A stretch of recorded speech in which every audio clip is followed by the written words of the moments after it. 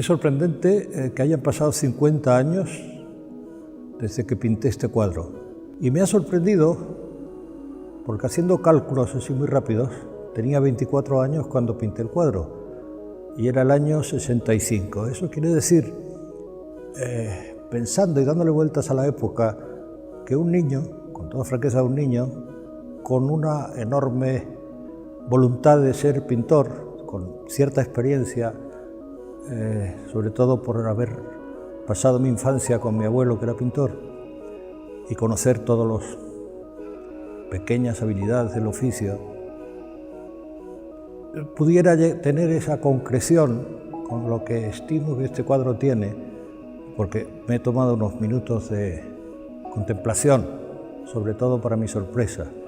Y una de las cosas que me ha sorprendido hace 5 minutos es descubrir un sarcasmo que usaba para quitar drama al tema que quería tratar sobre las víctimas y los personajes torturados y malheridos y sufrientes, que era el sarcasmo de colocarles una pequeña flor, una pequeña margarita en sus zonas más nobles.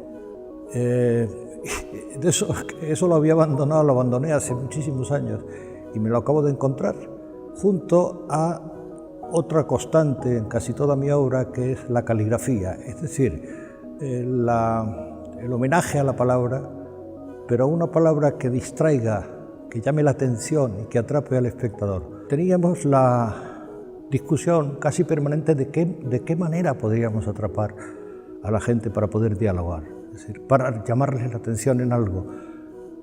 Yo recuerdo hablar con Manolo Villares, que era un gran amigo de este tema, y con Rafael Canogar también.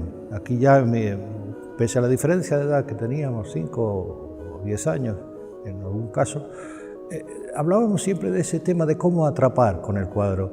Y Manolo tenía una frase que era decir: los cuadros tienen que estar atados, tienen que haber un nudo, al final tiene que haber un nudo y nunca puedes dar, la situación no puede limitarse en el cuadro, tiene que salirse fuera, la solución está fuera del cuadro. Este cuadro lateralmente está cerrado por 2 franjas negras, que por la parte alta están las cabezas que limitan el espacio y que por la parte baja es una especie de pozo sin fondo donde pueden caer todas las raíces, las piernas, y el cuadro no termina nunca. O sea, el espectador se lo puede imaginar eterno o repetido o simplemente reflejado en una nada, en un espacio vacío.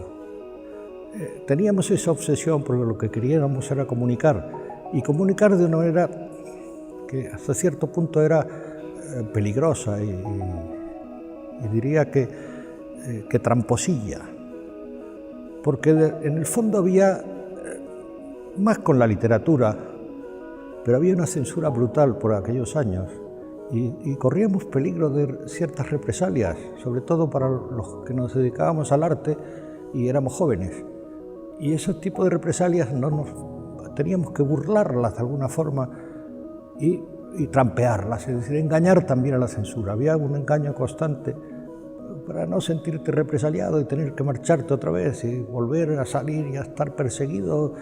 Eran años complejos, aunque vivíamos alegremente y muy divertidos. Teníamos una cierta responsabilidad sobre la comunicación y sobre todo con una especie de compromiso muy amplio sobre la libertad del ser humano, etc. Estos eran los por donde nos movíamos. Este país es riquísimo patrimonialmente en la pintura, fundamentalmente. En otros campos del arte también, pero fundamentalmente en la pintura, fundamentalmente.